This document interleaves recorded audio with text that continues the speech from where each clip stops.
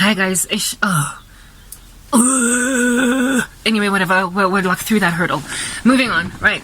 So whatever it is that we see is from that vantage point. I don't know what happened to my lighting conditions there, but just whatever, right. Okay, moving on. We've got that kaleidoscopic view from, that bird's-eyed situation. In the show, The Sandman, the Lord was showing me, I feel like he was showing me that I'm so discontented. What happened? Like I move once, next thing like lighting is like this. Sorry. I have no decorum when I'm hurting. Moving on. Yeah. Encephalitis lethargica, that's where I left off, right? Is a spiritual sickness indeed that the devil plants, but the level of seriousness of it is communicated in that show, The Sandman. The devil knows it's serious. The devil knows it's a way of forcing people into destinies that are not theirs. They sleep all throughout their lives. They're in some kind of spiritual slumber all throughout their lives. And they are fulfilling what Satan wants in their lives, what destinies the devil wants for their lives. And desire is quite evil. Like at the end of the series, what is this?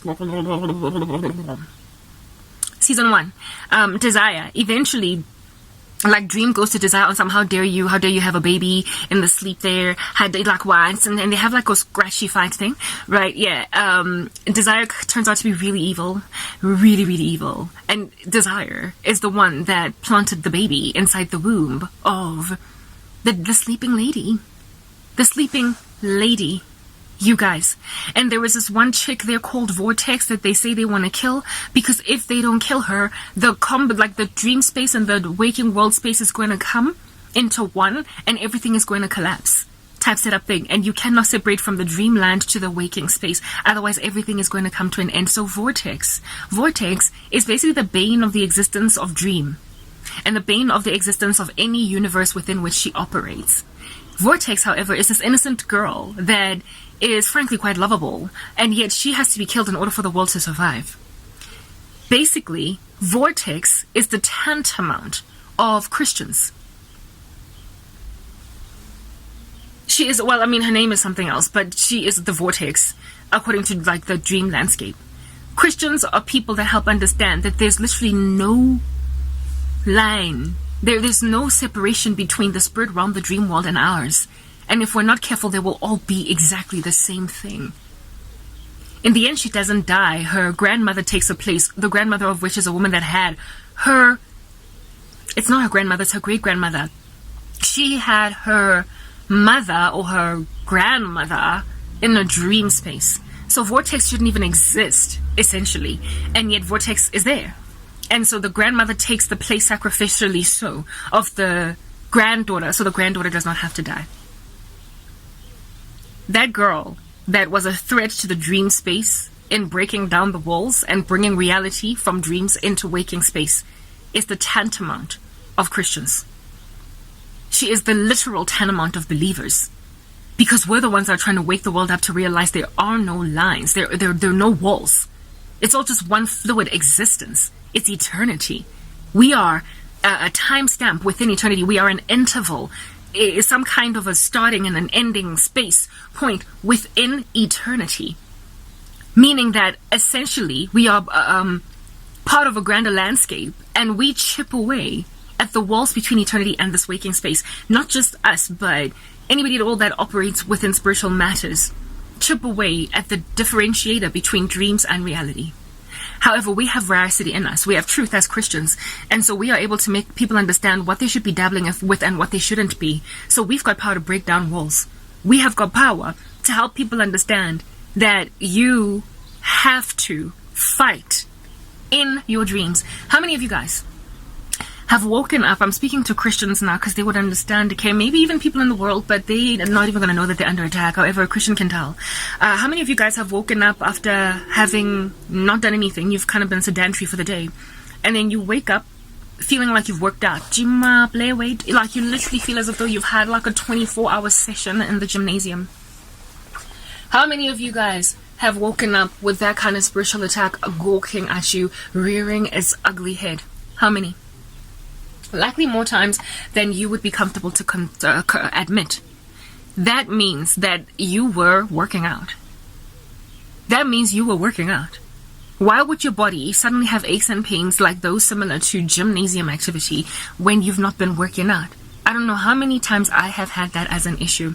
I told you guys that I haven't been working out consistently the past month, and yet I feel as if I've been working out every day. And strangely as well, my my neck is also like, if when you dance, sometimes you whip your head a whole bunch, and if you haven't done that a lot, you will be like, oh snap, I shouldn't have done that, because your neck will also be like exercising in and of itself.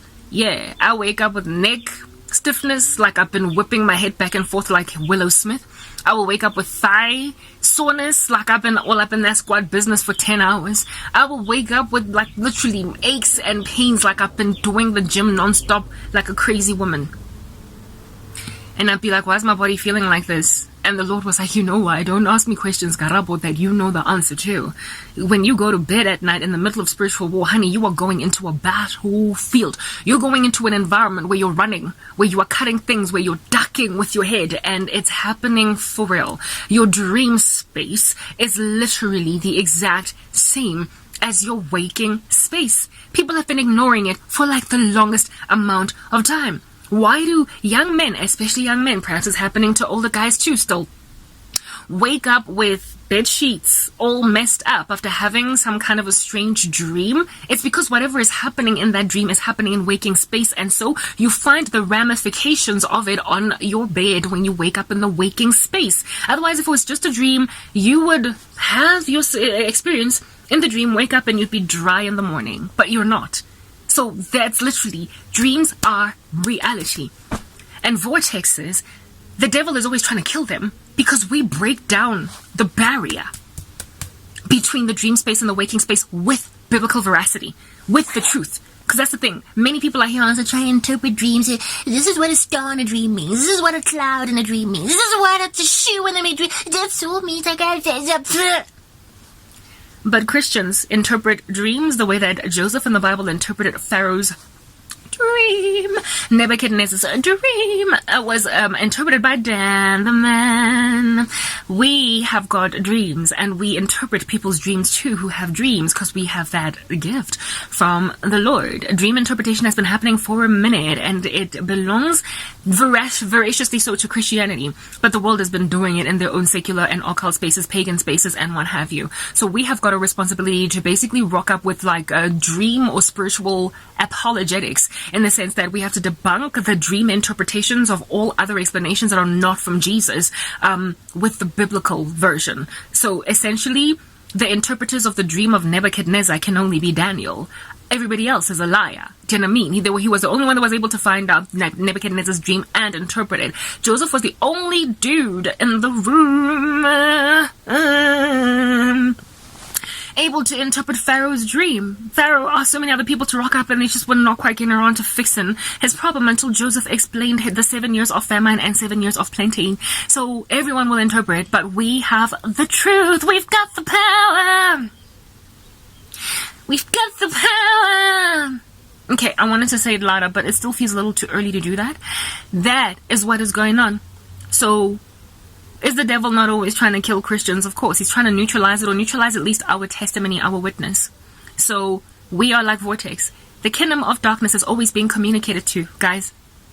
What's really going on? But they are being shown some upside down, warped version, and they're not able to understand it. They're not able to gauge really what's actually going on actually in these streets. But we are.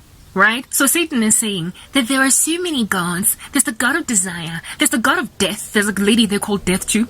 They're all siblings. There's the god of dreams. There's the god of... You're all just gods. And these guys speak even about the one true God who is the creator of everything. There's even like Lucifer up in that joint running hell. Hell of which is actually really a walk in the park in comparison to the real lake of fire. Demons are having fun. They know hell is a bad place for demons too. Anyway, whatever.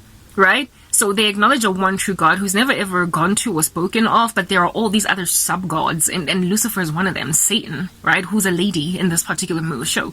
And Satan is basically showing us the kingdom of darkness, and how it is that they all are what every one of us are dealing with, but he does not want to show us who? God. And the one like deity or the one main power that is not shown in that show is the one true God. However, the one true God is mentioned as existing, that is above a dream, above Lucifer, above desire, above death, above etc. Satan is saying there's someone that we can't even see. He's transcendent, he's larger than anybody, anything, anyone, and he is in charge of even us who are dark. But this is how my kingdom works. He's just given it to us. This is how my kingdom works. So he's basically told us that his kingdom works with dreams, his kingdom works with desire, his kingdom works with death, his kingdom works with a vision of Lucifer that is basically running hell, which we all know ain't true. Hell is run by God, y'all. Like, no, death and Hades, who got the key? I don't gotta answer that, right?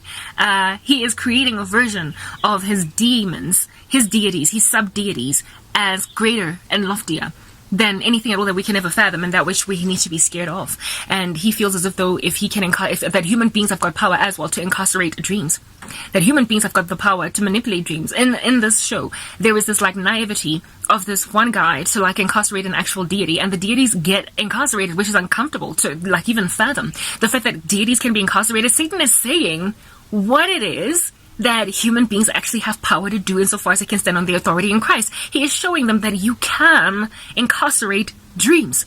You can incarcerate. There's this one lady whose name is Ruse, who is a goddess, and everybody knows from Greek mythology or Roman mythology that a Ruse is a goddess born of Zeus, a half god, much like Hercules, born of Zeus. And a Ruse is known in the arts as somebody who forms or functions as an inspiration for artistry, for creativity, basically. So if you can't write and you've got writer's block, and then all of a sudden you meet somebody that is your great inspiration, like you fall in love and the woman causes you to write the baddest, like, you know, book in the game, she's your Ruse. When people say he's my Ruse or she's my Ruse, they're speaking about somebody who's a source of inspiration in their lives. It's not always a bad thing, but it does come from Greek mythology. It does come from you know, the belief in certain deities. And so far as you use the metaphor, you're not sinning, but if you know what you're talking about, then you are. And Ruse, who is a goddess of inspiration, was incarcerated in one of the episodes of The Sandman by some artist who just, two writers basically, who captured her and incarcerated her and wouldn't let her go so that they could write the best novels in the world. Now, guys, are there not people who sell their souls to Satan, who basically give their lives to some kind of darkness in order to grow in the arts, in order to write excellent books? How many authors have signed their souls over to the devil to get, indeed, that ruse? Not ruse, I keep saying ruse. That's a con. I'm sure all along you'd be like, oh girl, the word is muse. The word is muse. The word is muse. Okay, fine, muse. I finally got there. Muse. Yeah, how many people have signed a deal with a ton amount of a muse, and all of a sudden they're writing really great work? How many young men and women have just been these underground artists that nobody's really listening to until one day, all of a sudden, they are breaking bank, they are larger than life, they are selling multiple albums, and they are going from good girl turned bad because their name is Rihanna? How many people have done that? How many people come from the underground to mainstream entertainment like that overnight? They have incarcerated the goddess Muse in order to get elevated. Their talents finally got acknowledged. So the way you incarcerate Muse is basically to incarcerate yourself. It's to sign your soul to the devil. The originator of talents is God, and he's the one that has said, write and I will bless your work. I will get you that Pulitzer. I will be the one to get you that bestseller. But you must trust me, don't sign your soul over. Your first 2 or 3 novels might fall splat on the ground, but I'm going to give you success. And you just need to believe him. You need to believe that trial and error is going to help you out. But some people throw in the towel and they give up and they sign their soul to the devil. So they already have talent. It's there. They just undermine it. And the only time that talent gets flourished is if they compromise themselves. So that's why you find a lot of these artists in the entertainment industry having substandard talent or substandard music or substandard writing ability or acting talent, and yet they are given all these roles and roles and roles. It's because they have been prepared to do whatever it takes in order to gain the fame, as opposed to just continue with good old-fashioned hard work. And the entertainment industry is, of course, very demonic. It is satanic. And so for those reasons, a lot of the people there are ones who have basically incarcerated the goddess Muse. In that show, that was the case. But guess what God Almighty showed me? Guys, like, I really didn't want this to be long, but you know what? We're gonna eventually get somewhere with this. First of all, the encephalitis lethargica, the Lord showed me, if Christians continue to ignore their onset of lethargy, all of a sudden this just sweeps over them like a tsunami. If they continue to ignore it and don't make war with it, then what is in the dream space is going to infiltrate and muddy the waking life, and that whatever seeds are planted in dreams, they're going to manifest in reality.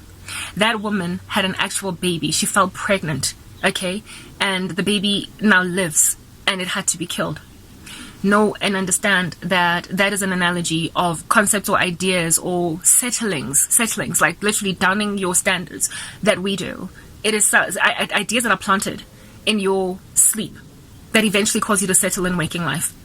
Personally, the baby that has been the seed that has been attempted to be planted in my womb in dreams is a destiny that has fallen, like getting married to a bad man, having children by this man, and so therefore proliferating certain generational curses into kids through an unregenerate, an unsaved. The devil has been trying to get me married to an unsaved man for the longest time. Also trying to get me married to a man who has been compromised, who, even though he is saved in Christ, he has not dealt with his spiritual issues, his generational curses, and so there's a potential for my kids to inherit nonsense. And that was one of the prayers that I took to God when I first came to him, that please give my children a clean slate, because I'm having to battle these demons so harshly because of my family's indiscretion. I didn't let you guys know that my family are basically a collection of zombies. I don't want my child to have to deal with the demons that come from my family because they're heavy, and I know it, so please let it stop with me. And it doesn't just end with me as Karabo, it also ends with my husband, because the two of us come together and make a zygote. Do you understand? That's going to eventually become a whole human being walking, and spiritual transferences happen from conception into the baby. So if you want to give a baby a clean slate, mommy and dad have got to be delivered so that the kid can be given a clean slate. Of course, they're going to make their own decisions in life and likely pack onto themselves brand spanking new demons because of indiscretion and sin, but at least you give them a chance to do better from the get-go. That's what I ask God for. And the devil, of course, knows what prayers I have been praying and what have you, because he's all about that big ear business. And he is like, never. Your generational curses are going to be proliferated. Karabo, dream on. And I was like, whatever. Okay, gates of Hades much, like, quiet. But God is like, Karabo, remember, do not diss celestial beings. They're bigger, larger than you. They're smarter than you. They're wiser than you. They're more intelligent than you.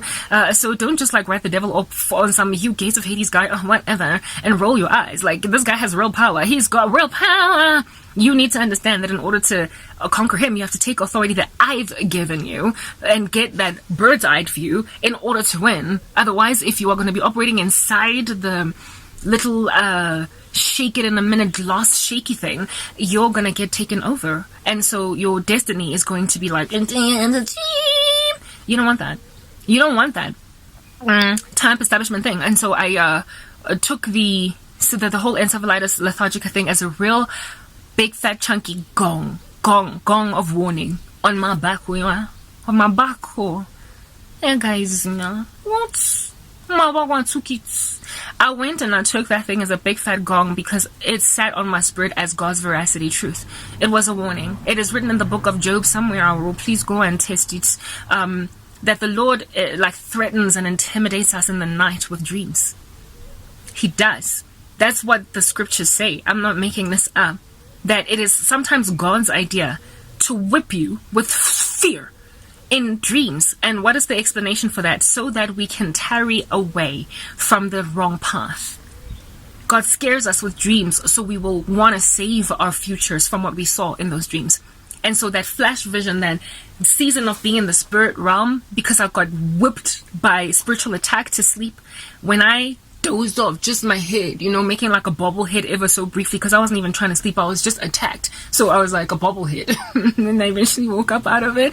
The Lord was like, don't ignore that. Don't ignore that. That flash vision that you just got of when I told you by the Holy Spirit, encephalitis lethargica, when you are able to attach it to that show Sandman, what is it? It is a sleeping disease where a person from childhood is put under until they are an old woman about to die, and everything that they dreamt about, most of it was not real, except for a couple of things that manifest into the waking space. The devil is trying to waste your life, waste your destiny, waste your legacy. And he is trying to plant into waking space things that he deposited in the dream space. I have been getting told I'm old. I'm 38 now.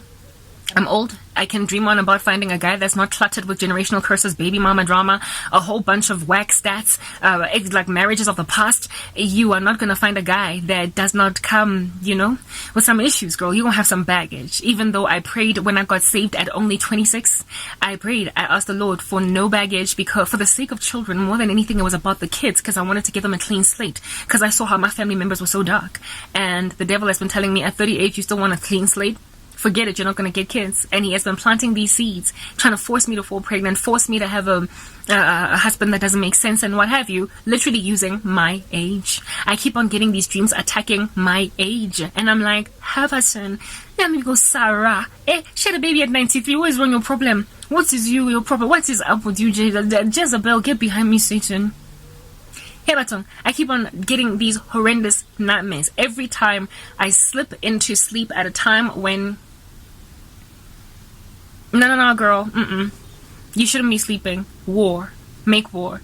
And the Lord has been like encephalitis lethargica. He's telling me there is sorcery in operation right now that is the tantamount of encephalitis lethargica. If you sleep, you're going to have ideas planted in you. You're going to wake up feeling so forlorn that you will want to capitulate. You will feel like everything you do is a waste of time. You will literally give up. So pray through this. This is something you have to pray off. Pray it off. And that's the reality of Christianity. We fight things and seeds that are given us in dreams. And Satan is showing you guys who are blinded to the veracity of what he's communicating to you, because it's done in some warped, deceptive fashion. He is communicating to you in broad daylight. And here it is, I'm coming as a Christian to show you, or rather explain to you, the real deal of what Hollywood is actually showing you. The entertainment industry belongs to the devil. Most of it. We know that. And so they get ideas from the devil, because the devil is showing you guys the glass ball version. He is showing you guys what is inside the smaller version. And a movie a series on Netflix that confirmed that this is a truth is Lock and Key. Lock and Key. There are 2 scenes of this nature where... Okay, Lock and Key is, again, like short, briefly. It's about these keys in some magical house. It's just ridiculous, right? So, and they open people up that come from some nether space, some other, like, random, funny, odd joint that, and from this environment, they've got keys to create realities that aren't really there. And there is this, like, chickie, like, real fly chickie by the name of Dodge. And she's, like, the nemesis there. She's the evil, like, villain of the show. And the... I'm trying to think. Yes, thank you. The keys that are made by these children come from some like portal vortex place that opens up like CERN's big hole there in Switzerland, and like pop into the world or something. And it's even there because these kids dabbled or something, whatever, like some random stuff of that nature. Okay, that's Lock and Key. Now, God flat out told me that Christians, believers in the Lord Jesus Christ, are literally like Dodge. Like, I don't know how many times, like, it's the opposite. Like, everything that is happening in the entertainment industry, is it's the opposite, or the antithesis, the flip version of what God is actually doing. Dodge is the supervillain in the show. And the Lord showed me that believers in the Lord Jesus Christ, not all of them, some of them, many of them, are like Dodge. Dodge is the supervillain that escapes... She's a scary little beautiful woman. Like the thing about Dodge, right? If you watch the first episode of Lock and Key, Dodge will scare you, because this child speaks into a well and the voice of a woman comes out and he's like, it's scary. That's like horror movie type scary stuff, like what, Goosebumps type thing. She's scary. It's ominous what is going on. But when her voice comes out, the next time this kid comes back and talks to the voice in the well, it's so sweet and it's so kind, and it's actually kind of harmless. When she talks, she's like, Yana, Bodhi, how are you, Bodhi? Yeah, sometimes I get really hungry down here. Yes, Bodhi, like her voice is so sweet that you know that there's something ominous. A boy should not be talking to a woman in a well and then going to sleep at night knowing there's a woman in a well. But this woman's voice is so soothing. That is literally the bittersweet relationship that the world has with Christians. They hate God. The world hates disciples. They have such ambivalence with us. But when they talk to us, they know that they are unnecessarily harsh. Because when we open our mouths, there is something tranquil and peaceful about us, even though there is something scary about what we're talking about. We warn of this lake of fire. We warn of an eternal plane. We also, like, strangely have no fear. We also strangely survive weird things that should, like, basically knock us to the ground. And so we are essentially like ghostly little beautiful things walking around that should be scary, but somehow it's easy to talk to it. And then Dodge, eventually after she gets out of the well, because this kid, like, I don't know, conjures her up or something and gives her the anywhere key, Dodge, when she comes out into the light and talks to Bodhi, she then is revealed as this really pretty girl. Essentially, the world shrouds us in darkness and tries to make what we do an ominous, weird thing. And seeing us in the face then makes them be like, but you're pretty. And then they try to vilify us, and essentially everything that they use is ours. It's our inheritance. It's our earth. They are opening doors and closing them with our reality. They're thieves. But God always gives us a way to escape. And this way is because we have the original knowledge as to how to do things. Now, if you think about the portal in Lock and Key, right? The keys, the demons apparently, that shoot out from out of that space and get inside people, or that land on the ground. They make the keys out of the stuff that comes from this portal. But the human race is not supposed to have access to these keys. The human race is not supposed to be using things from the spirit realm apart from God, apart from belonging to the kingdom of heaven. Now, Dodge comes from the portal. Those funny little demons that fell out of that portal came from that portal. They have that as a source. Do you understand?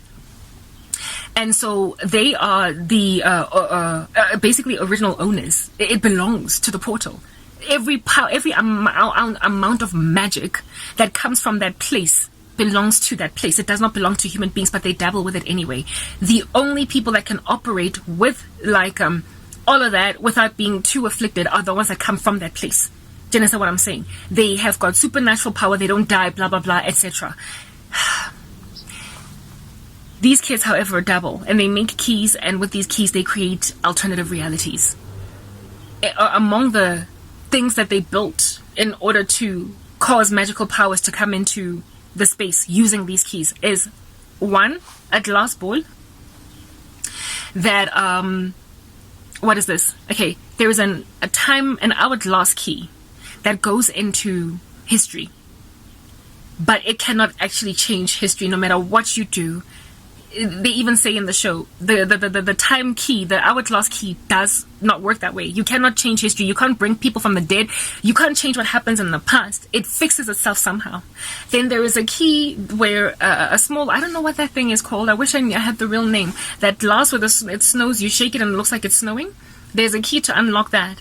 And then the reality becomes inside that. Right? When you look inside this snowball key, let's just snowball thing, the house, the key house is in that snowy environment. It is encircled by trees and everything. And there is an actual whole life going on in there. But the owners don't know it. They don't know it. And so when you shake it, it actually shakes.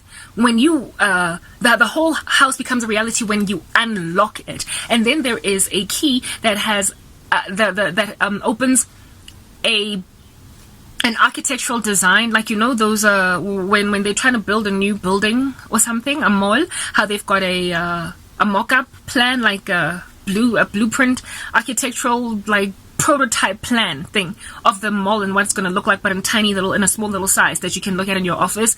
They have that kind of a mock-up of the key house, and there is a key, a small little key made to unlock this, and whatever it is that you input into key house from your big version component, when you have unlocked it with that key, comes into the actual real space. Now, those 3 keys that open up the world to a reality from people looking into it from a large, like tall perspective, is basically speaking of how it is that those who truly have the kingdom of heaven, those who truly have the keys to the kingdom of heaven, actually have got access to seeing what's happening on the earth from a big vantage point. But because we're also in the earth, we're in danger. So if you unlock the key in the key house from the mock-up house and you throw like the one time a big fat juju bee, like a jelly baby or whatever, was put in the house as an experiment by Bodhi's friend, and in Bodhi's bedroom there was this like big fat chunky giant what do you call this, jelly baby, just like chilling in his bedroom. I had a dream where Bodhi took to his friend, what do you call this, his friend Rudolph or whatever, yeah, I think I forgot his name, the other kid, right? He took a portion, like a hand of the jelly baby, like a big fat sticky one, to his friend as a gift after using the anywhere key. And I had a dream where I was given a big fat, like juicy hand of a jelly baby, the size of the one that was in Key House, as the Lord showing me, it's your season of rest. This is your reward. You're gonna get something big, abundant from the one who actually looks at you from a vantage point that's huge. That even if you're only getting a small portion of what heaven is yet to give you in the future, it is so big when it comes to you on the earth that it's gonna feel like that big fat hand of a jelly baby that you can, like, you bite into it like that, whereas the person who put it in there was so huge that it was nothing to them, it was just one jelly baby. Whereas to you it was a giant jelly baby that is literally heavy in your bedroom, you can't even move it. I had a dream where I was being given that sweetie, and God is telling me, I'm going to give you rest. And I've gotten that rest, and I'm going to tell you what that sweetie is. It's not the big deal. It's not even the whole jelly baby. It's not a packet of jelly babies. It's just a small hand, but from a big hand. And that jelly baby is such a massive blessing to me that literally, anyway, whatever. We're going to talk about that. There is those keys where there's activity going on in a smaller key house looked on by a larger key house. Is God telling me the dynamics of the kingdom of darkness, the occult, and God's kids? How it is that they're always trying to steal our inheritance. They're always trying to lock us up from what actually belongs to us. We are supposed to be roaming this earth freely with the supernatural power that God has given us. But the occult has found ways to incarcerate believers. I had a dream that I was dodged in a well. In a well, guys. And I also had a dream that somebody gave me, it's from the world, someone from the world gave me the anywhere key. And even though I couldn't get out of the well house the natural, normal way, I was eventually able to get out of it using the anywhere key. And it freaked people out in the same way that Dodge is scary in that show. And when I think back, when I track back as to what in the world could have been the anywhere key that was given me, the freedom, the escape basically out of my obscurity, even though I wasn't supposed to be incarcerated, what is the tantamount of that? I met a man, guys, that came into my life that basically wreaked havoc, and he was into the occult in and of himself, literally rolling around, like taking the things of God, the gifts of God, making a key of themselves, and then working in the opposite side, in the occult industry, working with occult people in order to bring harm to a child of God. That's what this dude is basically doing. He tried to infiltrate his way into my life and then used magic to try and steal me as a wife, blah blah blah, and then to try and thwart my YouTube channel. But before this guy could get the stepping on out of my life, he, in order to act as if though he was not actively involved in bewitching my life, tried to make my YouTube channel's stagnancy, the fact that I'm locked in a well, look like it's just natural, ordinary things that are going on. Everybody, wins some, they lose some. Everybody tries in this world and then fails. Get up, dust yourself off. But I was literally getting no views, nowhere, and it was strange given that I was trying everything to try and get my work out, but this guy was sitting on my chest. And so in order to try and vindicate himself from obviously being a witch in my life, like, because he did, like, literally there was so much evidence that he was involved in satanic activity where I am concerned, he then went on right ahead to send me a whole bunch of links on YouTube as to how to fix my channel, because he trusted that I'm not going to get anywhere. He knew that no amount of counsel I can take from people in the world telling me, do this, do that, do your thumbnails better, and like better quality video, like don't bore people, take out poses, and get a hook in your, like, all the counsel that I could have gotten in order to build my YouTube channel. He knew that based on his witchcraft, it's not going to get me anywhere. It's not going to get me anywhere because I was just stuck and stranded being in the well that he put me in. But he wanted to make it look as if though, look, I care that you should get your life back together. I'm not the one here bewitching the living daylights out of you. How about you go and find out what's wrong with your channel by checking out all these people giving advice on YouTube about how to build a channel. And he had no idea that by doing that, he's giving me the anywhere key. I never would have researched this stuff on my own. I would have literally tried to grow my channel organically like everybody else that's growing like a snail's pace, like struggling with just 1 or 0 views, blah, blah, blah, wada. And eventually I encountered a dude on the internet, on YouTube, in trying to find out what's going on, how to grow my channel, who basically told me, shorts are your holy grail, try them. And I did. And lo and behold, that was my anywhere key. My channel has since then grown like weeds. It has grown like weeds because of the shorts. And as a result of me getting so many subscribers, I'm noticing that even my long form content is starting to get looked at by the people who have been following me, because they're getting recommended to my stuff. What this guy put on my video is an invisibility, like, not video, yeah, my video is like an invisibility cloak, so people don't click on me when they are... what is this? When my stuff is recommended to them on their main pages. I've spoken about the invisibility curse on YouTube channels, on YouTube, how it is that some people's channels don't get viewed because there's literally like an invisibility cloak over their particular videos. So no one will even see them to click on them. It's the weirdest, okay? The things that these people in the occult do. But the thing about shorts is that there is no escaping them. There is no putting an invisibility curse on shorts, because the shorts feed is this thing that you just scroll down. It's like the For You page on YouTube, on TikTok. You just scroll down it, and whatever it is that YouTube recommends is there. You can like scroll right past it, but there's no way that you're not going to be able to see a short in front of your face when you have scrolled down from the one above it and the one below it. If you go on the shorts feed, you're gonna see every short that YouTube has put on that feed based on its algorithms, proving that YouTube is not the one thwarting me, but wishes. So the invisibility curse is not working on shorts, because shorts are impossible to make invisible, in the sense that, how can I describe the invisibility curse? It's like one video will be clear and you will see it in bold, bright letters. How to get your 4C hair detangled. And then the video next to it, it'll be like fuzzy, blurry, almost like you've got far-sightedness and you can't make out the words. You can't see what's going on there. And so the one that is popping out at you telling you how to detangle your hair versus the channel next to it that's also talking about detangling hair, but strangely you don't see it. It's like your eyes are blurred out. That's how it becomes for people. It literally becomes something they see at the corner of their eye. They glide right by it when it's on a recommended page, so they don't click on it. It's an invisibility cloak. But shorts, how in the world are you not going to see a short popping up like the next one coming on your For You page or your YouTube? It just comes.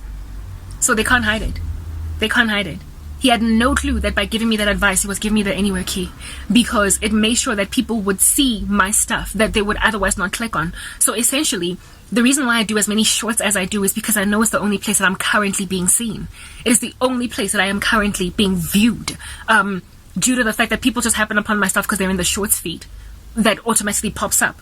Whereas the bigger, longer form content gets pushed out there and like it's invisible. People are blurred and blinded to it. And on top of that, they are also made to click away really quickly because something overtakes them when they're inside my videos that says, this is boring, don't even continue. That's what the witchcraft is doing. However, with shorts, they're so short, they're so brief, that people are able to linger on for that 1 minute, for that like 30 seconds at least. And so they get taken up and their attention is grabbed. The Holy Spirit operates and cleanses them because the word is so powerful. It's a double-edged sword. It cuts whatever it is that is the gauze on their eyes. And so people are like, oh, they're illuminated. Whereas they would have been dulled on my longer form content. And so they're clicking on me, they're subscribing. And the larger your subscriber number grows, the more you get viewed on your long form content, because the ratio of views to your subscribers is, from what I've been observing with just on a law of large numbers and also law of averages, I have noticed that on average most channels get about 40%, 30 to 40% of the views of their subscriber count. So if you've got 100,000 subscribers per video, you will likely get anything from 20 to 30 to 40,000 views per video. So the more subscribers I gain, the more views I will get on my longer form content, and that is how I am going to eventually monetize. So the way that I'm going to get around my long form content not being viewed is by what is this, growing my subscriber numbers so high that it's going to increase the potential for them to look at my longer form content when I put it up, and it's already working. There was a time when I would put up long form content and would get like literally nothing but 30 views or whatever, and no likes at all other than my own like. But recently I did a longer form content. It was only 10 minutes. I'm actually experimenting between 10 minutes and half an hour videos and hour long videos and what have you, and I got 10 views and 300. I got not 10 views, sorry, 300 views and 10 likes in a 10-minute short. Not a 10-minute short, but a 10-minute long form video. And I also got something like 150 views on a long form video with 10 likes on it as well. But that was half an hour long. And I was like, oh my goodness, the fact that my shorts are growing my subscribers is causing my long form content to get viewed. So first I'm going to hit my subscriber number minimum, but then eventually over time, because of the growth of my subscriber numbers, I'm also going to get my watch hours. The guy gave me my anywhere key. Shorts are my holy grail. I can't say that enough. The Lord has been showing me over and over and over again that I'm like Dodge. That I escape, except of course because the kingdom of darkness is always trying to act as if though it prevails against the church on the earth. It's deception. Do you understand? Dodge loses in the end in Lock and Key. The supervillain loses, blah blah blah, and the kids eventually win. But in the end of the Lock and Key series, what happens? These kids, in order for them to have any kind of semblance of a normal life, to have any peace, so they don't get distracted and disturbed in their life trajectory, they have to throw the keys back to where they came from in order for them to gain peace. So the devil basically eventually admits what is the real truth, just like he admitted in Sandman that everybody is under the one true God, and all the demons here on earth that are all operating under the one true God. They don't have legroom to move anywhere. Just as much as he admitted in Sandman, he also admitted it in Lock and Key, that the only way to gain any real peace, magicians, occultists, people that think you can take the power from an eternal plane and use it in your physical plane without Jesus, that all that is going to do is bring a lot of discord and death in your lives.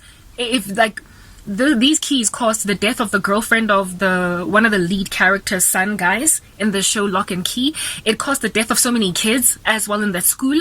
It caused so many like tragedies, including the death of this one girl that got demon possessed. Like the people who got demon possessed and taken over, once they try to extract the demon out of them, some of this demon out of them, some of them died. So if it was not for making these keys and using this magic, no one would have died, including Jackie, who was the girlfriend of the lead character guy. It was very sad for Jackie to die, right? She never ever, if they had never dabbled with magic, people wouldn't have died.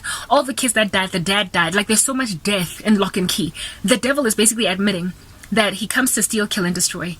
But Christ has a life and life abundantly, and also has come to give life and life abundantly. The gates of what is this? Death and God holds the keys to death and Hades. Do you understand? Death and God, him and him only.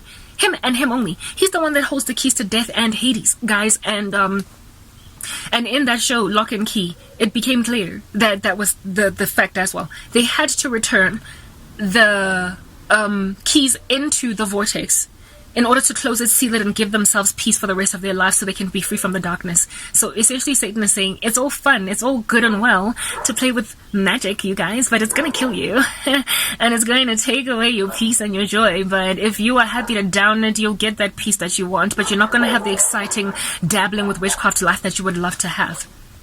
Man is made for interaction with the spirit realm, with God. Man is made looking into eternity. Man has got God's law written on their heart. We have a longing for eternity, and so therefore we have a longing for the supernatural.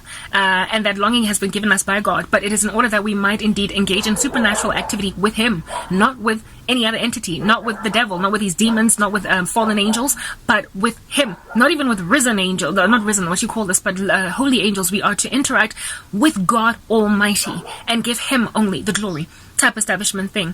And because the devil knows that mankind loves to dabble, he tells them, go in ahead and you will have an adventure initially, but you're going to lose some people, and you're in and of yourself not going to be able to get rid of things that are not going to make sense. And also there are going to be people that are going to end up being the bane of your existence that you're going to vilify when they're actually not the villains. Like Dodge was their super villain that they hated with a passion. The world hates disciples, especially the world of occult practitioners. They can't stand us. They dedicate their rituals to Christians like they are always as some kind of a cauldron cooking up a storm against a child of God. And so if you don't want to have that bitter relationship with someone that you literally can't get down because she gets up again, you're never going to leave her down. They can't get knocked down because they get up again. You're never going to leave them down.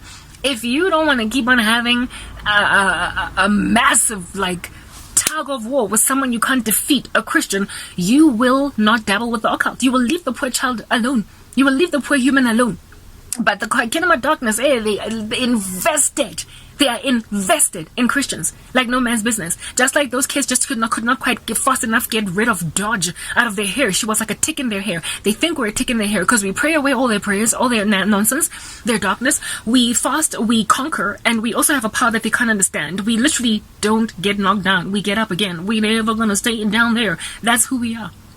So if you don't want to have such a horrible relationship with complete strangers that you don't know purely because they're filled by the Holy Spirit, you will not dabble with the occult. Witches have just an unexplainable hate for Christians in a way that other people in the world don't. If you don't want all of that heartlessness in your heart, if you don't want all of that hostility, animosity against a complete stranger that you are going to invest a whole bunch of dollars or rands or rupees into just bewitching, you will abandon the occult.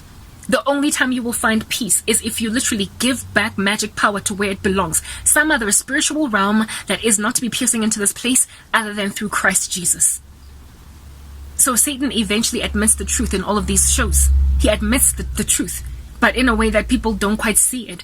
And so when the Lord warns me using shows on Netflix or on television, then for me it's like caught in a rock and a hard place. I know the church is going to give me a hard time for watching this on some karabo. The eye is the lamp to the heart and whatnot, like guarded type setup thing. But who is going to show the world these things in the church of the Lord Jesus Christ? Who is going to unravel these things? Who is going to be the ones to interpret the very allegorical language in the book of Revelation if they don't watch what the devil is doing through the entertainment industry? That is his Bible. That is a lighter-hearted version of reading the devil's plan than reading a satanic Bible.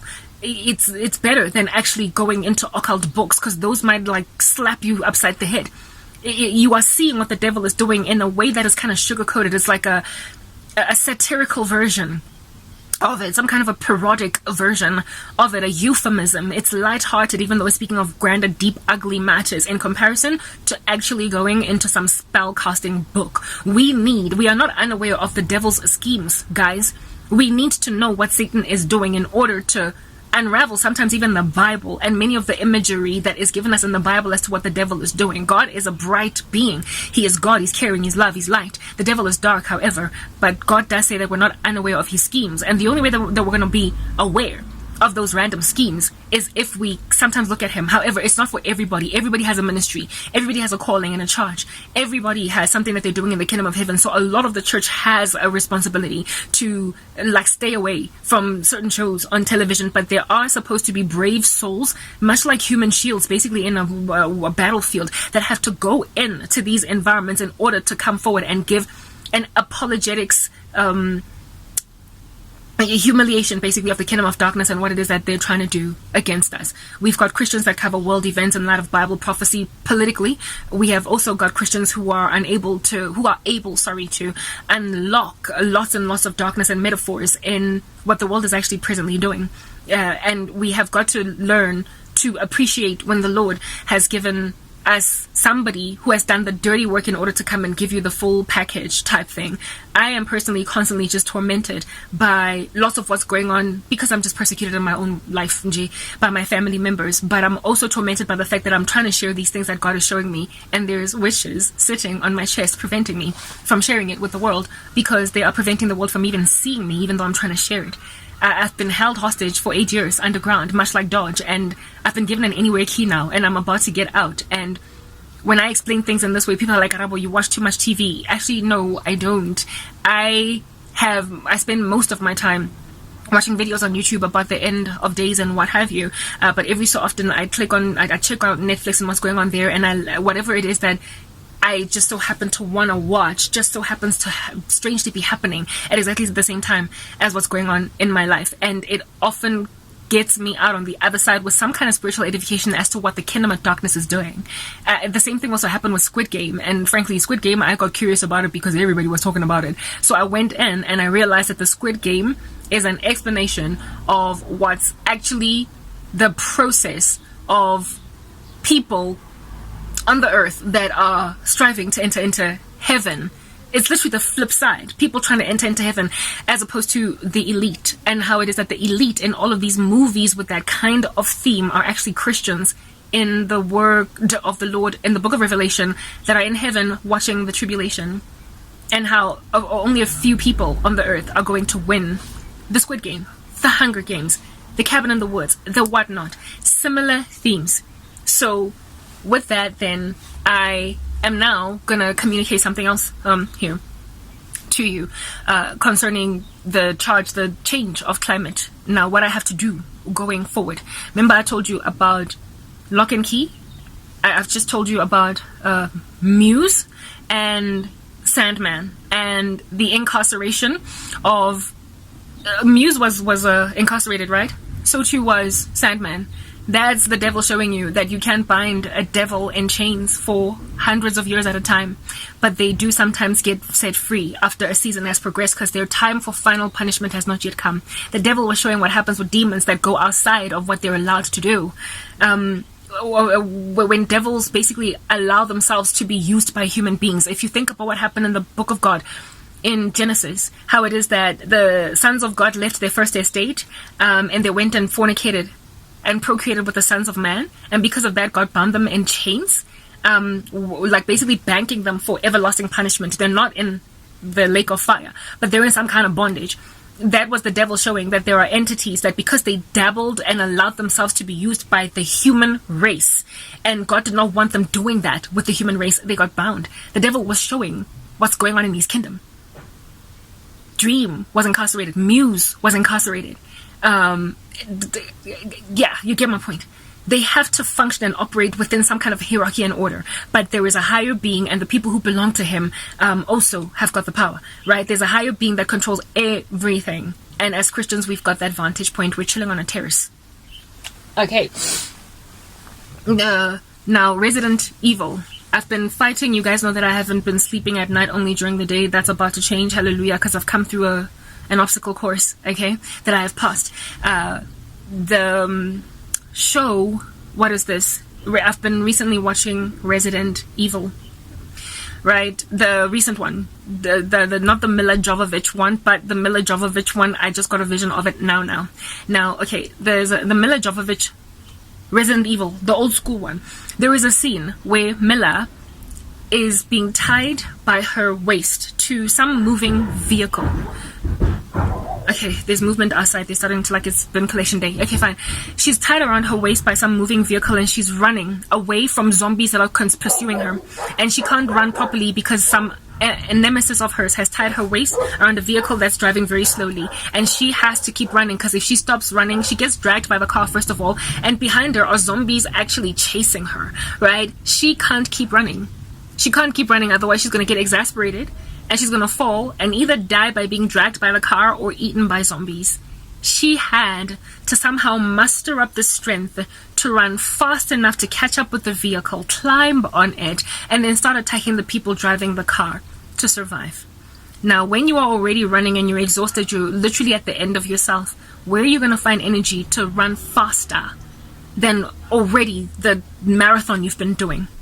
It's only if you've been given an injection by God. I had a dream or vision, be re-energized into my understanding from long ago. I already got this long ago, but when I got it long ago, by long ago I mean like literally 6 months ago or something, when the Lord showed me that scene in Resident Evil of Mila Jovovich, but it was Mila Jovovich, but the Lord made me understand that it's you, Karabo. Like, that's what's being done to you. In there, I was being dragged by somebody who was alive on the earth, by causing me to be pursued by a bunch of zombies. So essentially human beings that cause a human being to be pursued by lots of demons. And if I did not keep running, the demons catch up with me. If I flopped on the ground, I would get dragged until I die, or demons catch up with me. Basically, my life was in danger. And I had a dream where I was busy running, just running. Literally with a car that is driving slowly in front of me, tying me around. Tying like some kind of a rope around my waist while I run behind it. I was just running in this dream, like, and I couldn't stop. I couldn't, because zombies behind me, again, dragged by car. And the dream ended right there. I instantly understood what it meant. God was showing me that, Karabo, there are a whole bunch of witches in your life operating at present, and they're sending you lots and lots of demonic attack. Lots of demonic attack. And you have got to war with that. You have to fight, because this is going to kill you if you don't muster up. Like, you fight. And in this dream, it just ended there. At the time, I was just sitting around, not sitting around, I was working on things that I did not have a view or a picture of actually ever really yielding any fruit. I didn't know what's going to happen. I tried to start my business, sis. I tried to start a hair business. I tried to start this, that. Like, honestly, everything fell apart because I was looking for financing or help, aid from people in my space. And like I told you, my family members, the demon possessed, like literally a lot of them. And God was showing me, they're not going to help you. They're not going to help you. You are literally hoping that they're going to have compassion, that they're going to have an attach of conscience. You are literally hoping that people that have put you in a position to die are going to help you out. They are the very same people that bewitched you, Karabo. And they are also the very people that keep bewitching you. And they're the same people that keep on sending people to see that you're under a lot of strain. And so they are going to opportunistically try to use you. So you have got to find a strategy or a solution that's going to be you, basically in control or in charge of the outcomes that will bring your future about. You're the only person that's going to get you out of this. I have given you everything you need in order to figure this out, but you need to start trying to come up with something that you are not going to need any of their help concerning. And I was like, but God, what is that? God, what is that? All this time I've had Wi-Fi. All this time I've had internet. And yet I have been kind of scared to go back to YouTube because of the intimidation on my person by these very people that if I go back and I do ministry, they're going to afflict me again. Because one of the biggest reasons why I even stopped YouTubing was because I was told that if I continue, I'm going to lose a place to stay. Because I was talking about my life and my testimony. And God was like, stop being scared. Stop being scared. These people haven't even been in your page for a very long amount of time. They're not going to know your back. And besides, you don't have to talk about them. You'll talk about everything else that I'm showing you. You're consuming all this understanding, but you're not sharing it. You're in danger. You're in danger. And I was just running. Until eventually they cut me off financially too. And by financially, I'm not even talking a lot of money, like $600. I was being at 600 rands. I'm in South Africa. It's nothing. You go do the mathematics in your own currency as to what that means. They cut me off, and I had no, therefore, ability to purchase basic things like toiletries, basic things like, what do you call this? My ingredients in order to, build my muscle for protein, blah, blah, for exercise, da, da, da. I didn't have any of that stuff. And also I did not have my ingredients that I would buy in order to try and make my hair products. So dream on, hair business, everything. I was just severed, and I was told as well to go and scan groceries at the local FMCG, the local Pick and Pay. I was like, with the level of skill that I have got, how are you going to let me do that? So I was like, I have to try and find some other way to make money. I have to start an online business, and that's why I came back online to try and do my YouTube channel. So they pushed me to a position where I would now go back to doing the very thing that they stopped me from doing, because what else am I going to do?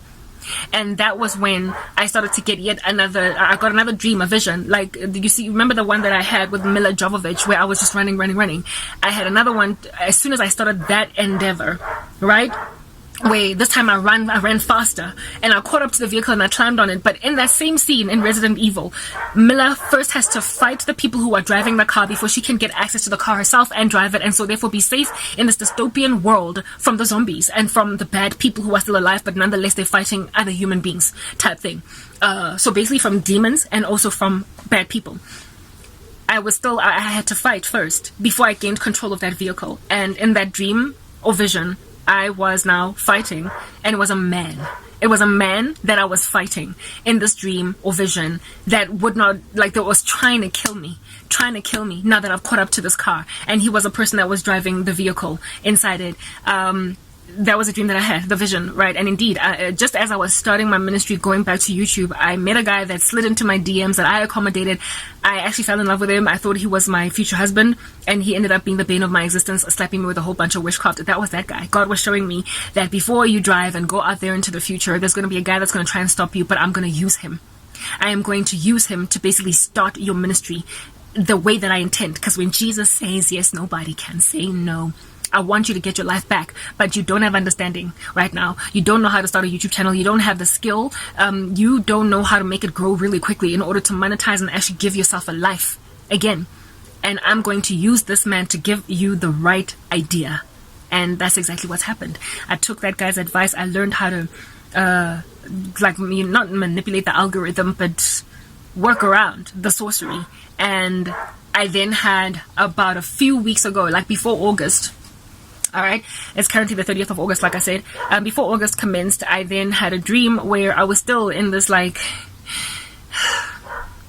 how can I describe it? It was not that same vision in Resident Evil with Mila Jovovich. There's one of the movies, she wakes up on some kind of a hospital bed and unties herself, and a couple of months or years have progressed, and when she goes outside, it's nothing but a barren wasteland, and she's wearing like this hospital outfit. Do you understand? And the world outside has just gone to dogs, and the Umbrella Corporation premises, head offices where they were busy doing experiments on her, everyone there is dead. And how she got out was some, I don't know, can't remember, but she got out, and she was wearing hospital clinic gear in a dystopian world that had fallen apart, even though she had warned them before. If you watch the Resident Evil movie before that, she had warned them that, hey, this is what's going on, we have stopped the virus, but then they went on right ahead and fetched it again, and then she went out and realized that the whole world now has gone to the dogs, and not just Raccoon City. I had a vision or a dream about 2 months ago where I was like that. Mila waking up in that hospital, being the only person alive in a dystopian world that has fallen apart, and going outside to a dry, barren land. And one of the things that she does in the beginning of that movie is grab some weapon and is like, I guess it's time to fight. It's time to fight now. I had that vision. God was showing me, you will conquer those who are trying to hold you back. You're gonna slay all the demons, but by the time you get back out there in the world again, it's gonna be such a barren wasteland that is desolate, with people having not taken the advice you gave them at first when they first incarcerated you and put you in hospital, that they will be reduced to nothing but zombies. The ramifications of their actions, I don't know how many times I warned family members, friends to stop. Like when they were busy with me, I was like, stop, this is like the tantamount of telling them that the T virus has leaked, we need to contain it. And they didn't listen to me, and now they are so far gone. Now they're so demon possessed that they can't even stop to realize that you don't do this to your own friend, your own mother. Like, they have so beaten each other up with witchcraft. They have so messed up their own environments that they're barely recognizable, and it's like they're mindless drones walking around as zombies. Because they got themselves so darkened by the occult. My whole family does not live a normal life. My friends don't live normal lives, former friends. Literally, I am the only one among them that is still sober and rational. They are walking around me watching my life waste away, and they are like, whoops, I guess these things happen. No, they don't. These things don't happen. You don't just watch your own daughter die like this. You don't just watch your own sister die like this. You don't watch your friend, your bestie that you grew up with just die like this. This is abnormal. This is unprecedented. Our parents did not do it. Not like this.